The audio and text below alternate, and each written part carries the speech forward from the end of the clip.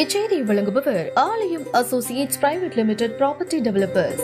ஆலயம் associates private limited, number 52, third floor, 3B, Ram Darbar, sterling road, Nungambakkam, Chennai 6,34,000. ஒரு சற்றும் கூட ஒரு கலோக்கியல் லாங்குவேஜ் சொன்னா ஒரு லாய்க்கு இல்லாத ஒரு மாநில தலைவர் இன்னைக்கு வந்து அண்ணாமலை வந்து இன்னைக்கு வந்து பிஜேபி பெற்றிருப்பதுதான் ஒரு மிக மிக வந்து ஒரு என்ன சொல்றதுன்னா ஒரு வருத்தப்படக்கூடிய ஒரு வேதனைப்படக்கூடிய விஷயம். ஏன் சொல்றேன்னு கேட்டாக்கா, பொதுவாகவே அரசியல்ல வந்து கருத்து மாற்றங்கள் இருக்கலாம், விமர்சனம் இருக்கலாம். அந்த விமர்சனங்கள் வந்து ஒரு ஆரோக்கியமானதாக இருக்கும். ஆனா அதை விட்டுட்டு அவருடைய அந்த பேச்சை இன்னைக்கு துணியை பாத்தீங்கன்னா ஒரு கடுமையான அளவுக்கு கழக பொதுச்செயலாளர் வந்து விமர்சனம் செய்யறது மட்டும் இல்லாம ஒரு திராவிட இயக்கம், குறிப்பாக அனைத்து இந்திய அண்ணா திராவிட முன்னேற்ற கழகத்தை விமர்சனம் செய்வது என்பது வன்மையாக கண்டிக்கத்தக்கதும் கூட. அது மட்டுமில்லாமல் ஒரு கற்றறிந்தவர்கள், ஒரு அரசியல் நோக்கர்கள் சற்று கூட ஏற்றுக்கொள்ள முடியாத ஒரு விஷயம். குறிப்பா அண்ணாமலை பொறுத்தவரை அவருடைய நிலைப்பாடு என்னன்னா, அவர் ஒரு மாநில தலைவர் இல்லை, அவர் பிஜேபி என்கின்ற ஒரு கார்பரேட் கம்பெனிக்கு ஒரு மேனேஜர். இந்த மேனேஜர் யாருடைய ஆட்டத்துக்கு எல்லாம் ஆடுகிறார் என்று சொன்னால், திரு மு.க. ஸ்டாலினுடைய ஆட்டத்துக்கெல்லாம் ஆடுகின்றார். குறிப்பா சொல்லணும்னா, தேர்தல் காலத்துல அதாவது வந்து திரு மு.க. ஸ்டாலின் அவர்கள் பிஜேபிக்கும் எங்களுக்கும் ஒரு ரகசிய கூட்டணி இருக்குது என்று சொல்லும் போது அது எந்த காலத்திலாவது அண்ணாமலை மறுத்தாரா? மறுக்கல. மாறாக இன்னைக்கு பிஜேபியும் இன்னைக்கு டிஎம்கேயும் ரகசிய கூட்டணி. அந்த ரகசிய கூட்டணி ரெண்டு கார்பரேட் கம்பெனி ஒன்னாகி இன்னைக்கு வந்து ஒரு ரகசிய கூட்டணி அமைத்து அது பெரிய அளவுக்கு இன்னைக்கு வந்து ஒரு விவாத பொருளாகிவிட்ட நிலையில இன்னைக்கு ஸ்டாலின் பேச்சை கேட்டுட்டு அந்த மாதிரி எல்லாம் வந்து இல்ல அப்படின்றதுக்கு அவர் தன்னுடைய அந்த மேடையை வந்து இன்னைக்கு வந்து ஒரு அநாகரிகமாக பயன்படுத்திய ஒரு சூழ்நிலை தான். அண்ணாமலையுடைய தகுதி என்ன? ஒரு 3 வருஷம் தான் அரசியல். பொதுச் செயலாளருடைய தகுதி என்ன? ஒரு கிளை செயலாளர், ஒன்றிய செயலாளர், அதன் பிறகு வந்து பல்வேறு, அதாவது சட்டமன்ற உறுப்பினர், நாடாளுமன்ற உறுப்பினர், அமைச்சர், ஒரு முதலமைச்சர். ஒரு கொடி பிடிக்கின்ற தொண்டன் கூட ஒரு கொடி கட்டிய காரில், அரசு காரில் ஒரு முதலமைச்சராக வர முடியும் என்று சொன்னால் அது அனைத்து இந்திய அண்ணா திராவிட முன்னேற்ற கழகத்துக்கு மட்டும்தான் முடியும். அப்படி உங்களுடைய நிலைமையே வந்து அண்ணாமலை, நான் பண்பாடோட பேசுறேன், அண்ணாமலை மாதிரி தரத்தாழ்ந்து பேசல. உங்களுடைய நிலைமையே ஒரு விட்டில் பூச்சி எத்தனை நாள் தெரியுமா? அதனுடைய வாழ்க்கையே 7 நாள். விட்டில் பூச்சி ஒரு முழுமையான அளவுக்கு பார்த்தீங்கன்னா வந்து ஒரு மின்மினி பூச்சி. இந்த அளவுக்கு தான் வந்து அண்ணாமலையினுடைய அந்த ஒரு அரசியல் நிலைமை இருக்கு. ஆனால் இதை மறந்துட்டு இன்னைக்கு ஒரு பாரம்பரியமிக்க ஒரு கட்சி அனைத்து இந்திய அண்ணா திராவிட முன்னேற்ற கழகம் 31 வருஷம் ஆண்ட கட்சி. அது மட்டும் இல்லாமல் ஏறக்குறைய வந்து 52 ஆண்டுகள் கடந்து இன்னும் வந்து 100 ஆண்டுகள் வந்து இருக்கின்ற, பல்வேறு வகையில வந்து மக்களுக்கு செய்கின்ற 2026 ஆட்சி அமைக்கின்ற வல்லமை பெற்றிருக்கின்ற ஒரு மாபெரும் இயக்கத்தை பேசுறேன்னா அதுக்கு கொஞ்சமாச்சும் யோகியதை இருக்கா? அண்ணாமலைக்கு இல்ல தகுதி இருக்கா? பேசக்கூடிய அளவுக்கு வந்து உங்களுக்கு வந்து அந்த முகாந்திரம் இருக்கா? இல்ல. 1,12,000 பேர் இன்னைக்கு வந்து உள்ளாட்சி தேர்தலில் நாங்க நிக்க வைப்பேன்னா பல பூத்துல ஆளே இல்ல. கேண்டிடேட் 1,12,000 பேர் கிடையாது. அப்படி இருக்கும்போது 1,12,000 பேர் வந்து நிக்க வச்சிருவாங்க. அது 1,12,000 பேர் ஜெயிச்சிருவாங்களா? அதை ஜெயிச்சுட்டு அவங்க வந்து ஆட்சி பிடிச்சிருவாங்களா? எப்படிப்பட்ட வந்து ஒரு கற்பனையான கோட்டையை இன்றைக்கு திரு அண்ணாமலை வந்து இன்னைக்கு வந்து சொல்றாருன்னா, எந்த அளவுக்கு வந்து பாத்தீங்கன்னா இன்னைக்கு வந்து ஒரு கற்பனையிலேயே இன்னைக்கு அரசியல் பண்ணிட்டு இருக்காரு. கற்பனையிலேயே மிதந்து கொண்டிருக்கிறார். ஒரு மின்மினி பூச்சி போல, ஒரு விட்டில் பூச்சி போல. அப்ப சொல்றாரு திராவிட இயக்கம் ஒழிக்கிறது தான். இதுவரை திமுக வாய் திறக்கல. ஏன்னா திராவிட இயக்கம் வரும்போது அண்ணா திமுக ஏதாவது வாரஸ் பார்த்து வாய் திறந்திருக்காரா? எப்பறம் அவங்களால முடியும் அப்படின்னு சொல்றாங்களா? இதுவரை சொல்லவே இல்லை. திராவிட இயக்கத்தை ஒழிச்சிடலாம். திமுக வந்து நீ எப்படி வேணா பேசிக்கோ, ஆனால் திராவிட இயக்கங்கள் ஒன்றாக இருக்கின்ற அனைத்து இந்திய அண்ணா திராவிட முன்னேற்ற கழகத்தை இந்த விட்டில் பூச்சி பெரிய ஆலமரம், பெரிய அளவுக்கு பார்த்தீங்கன்னா வந்து ஒரு வீரனா இருக்கின்ற அந்த குதிரை ஓடக்கூடிய ஒரு மாபெரும் இயக்கம் அனைத்து இந்திய அண்ணா திராவிட முன்னேற்ற கழக இயக்கம். அந்த இயக்கத்தை போய் ஒழிக்கிறது வேலைதான். கருணாநிதி அவங்க அப்பாவாலே முடியல, கருணாநிதி முப்பாட்டனால முடியல, உங்க அப்பாவாலே முடியாது, அண்ணாமலை அப்பாவால முடியாது, அப்பாவாலே முப்பாட்டனால முடியாது. அனைத்து அண்ணா திராவிட முன்னேற்ற கழகத்தை தொட்டு பார்த்தால் அவன் கெட்டு போனவனாக தான் நிச்சயமா இருப்பான். இதுதான் இன்றைக்கு வரலாறு. எனவே எத்தனை 7 ஜென்ம அண்ணாமலை எடுத்தாலும் சரி, அனைத்து இந்திய அண்ணா திராவிட முன்னேற்ற கழகத்தை இனி அழிக்கிறதுக்கு ஒருத்த கூட பொறுக்க முடியாது. அப்படி நேற்று பிறந்த குழந்தை இது, கிட்டத்தட்ட 3 வருஷம் குழந்தை. இந்த குழந்தை பார்த்து 52 வருஷம் பெரிய அளவுக்கு அனுபவம் பெற்ற அனுபவசாலி, பெரிய அளவுக்கு இருக்கின்ற ஒரு ஆலமரம் போல இருக்கின்ற இயக்கத்தை அழிக்காம ஒழிக்காம இருக்கும்னா இன்னைக்கு விரக்தி.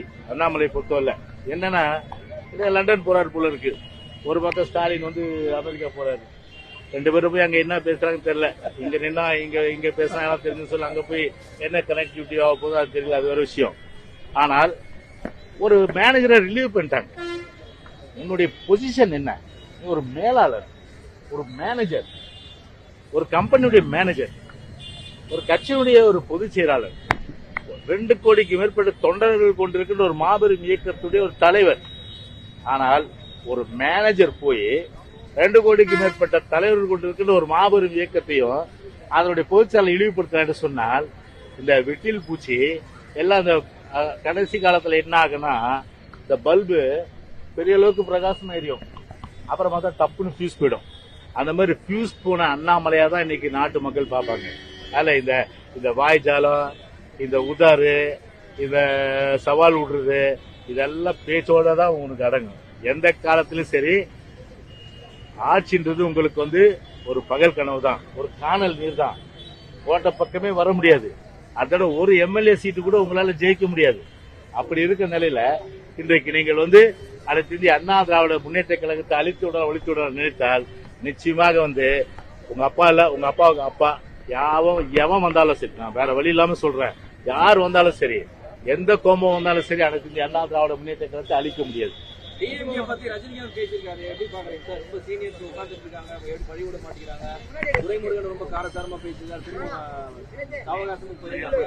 அதாவது எப்படி சொல்லணும்னா, ஸ்டாலின் ரஜினிகாந்தை வச்சு துரைமுருகனை மட்டம் தட்டிருக்காரு.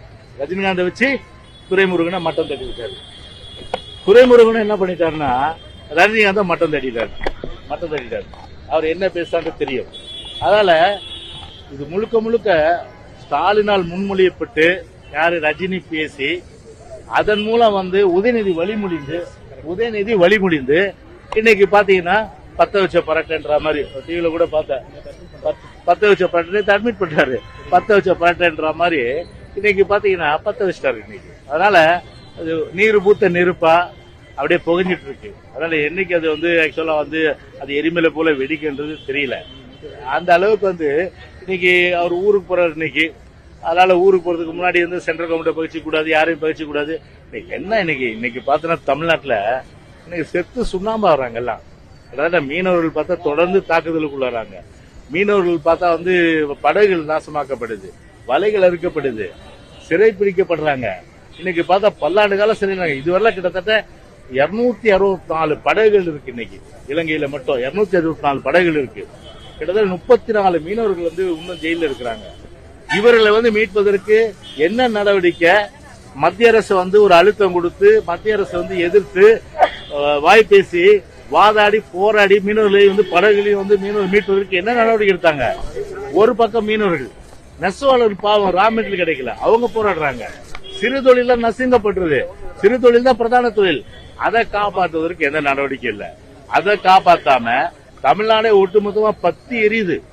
சட்ட ஒழுங்கு மோசம், போதை கலாச்சாரம் மோசம். நாடு கேடு கட்டு போனா என்ன, நான் அமெரிக்கா போறேன் முதலீடுன்னு சொல்லிட்டு ஈக்கிறேன்னு சொல்லிட்டு போயிட்டாரு. ஏற்கனவே ஜப்பான் போனாரு, ஒன்னும் இல்ல. அதே போல இது சிங்கப்பூர் போனாரு, ஒன்னும் கிடையாது. அதே போல துபாயில போனாரு, ஒன்னும் கிடையாது. இப்படி அதெல்லாம் கணக்கு கொடுங்க, வெள்ளை பேப்பர் ஒயிட் பேப்பர் கொடுங்க. நாட்டு மக்கள் அதான் எதிர்பார்க்கறாங்க.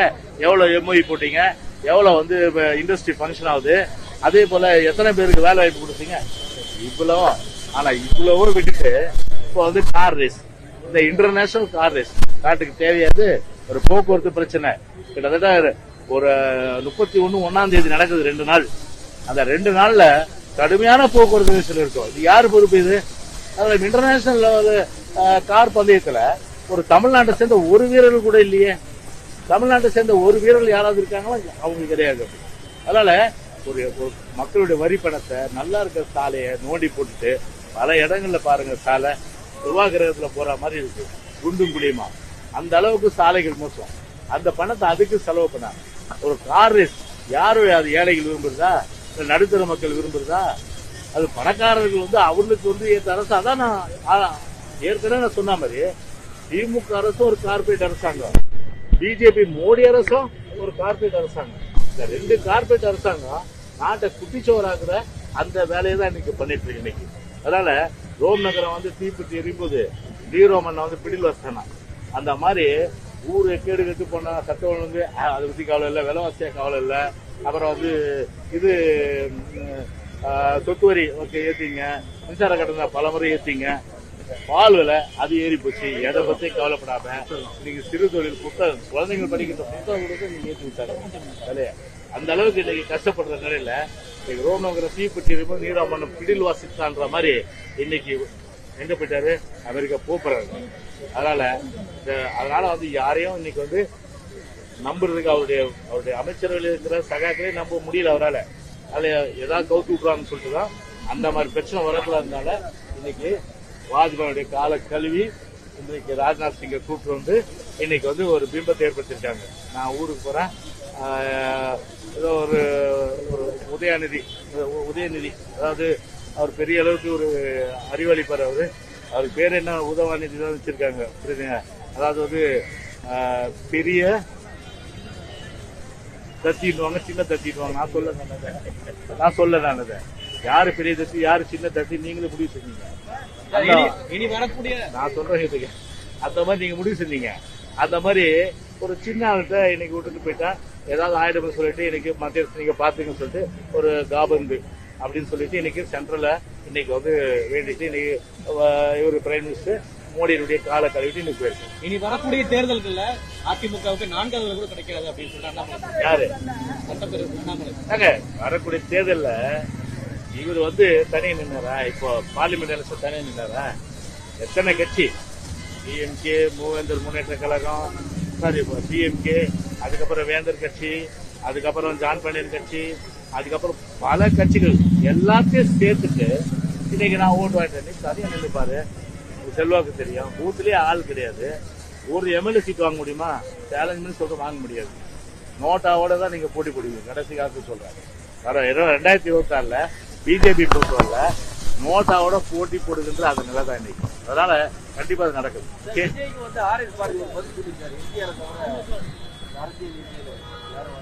அதாவது ஒரு ஆர்எஸ் பாரதி பொறுத்தவரை இப்போது தலைவருடைய அருமை உணர்ந்தாரு. அது ஒரு மகிழ்ச்சி. அதனால புரட்சி தலைவர் தான். அவரை பொறுத்தவரை ஒரு சகாப்தம். எனவே அந்த சகாப்தம் வந்து பாத்தீங்கன்னா இந்த உலகம் உள்ள வரை அது வந்து அந்த சகாப்தத்தினுடைய புகழ் என்றைக்கு நிலைத்திருக்கு. எனவே அவரோடு வந்து யாருமே ஒப்பிட முடியாத ஒரு மாபெரும் தலைவர் சொன்னா நம்முடைய புரட்சி தலைவர் எம்ஜிஆர் தான். அதில் அவர் அருமை பெருமையா ஆர்எஸ் பாரதி ஒத்துக்கிட்டதாக நன்றி தெரிவிக்கிறேன்.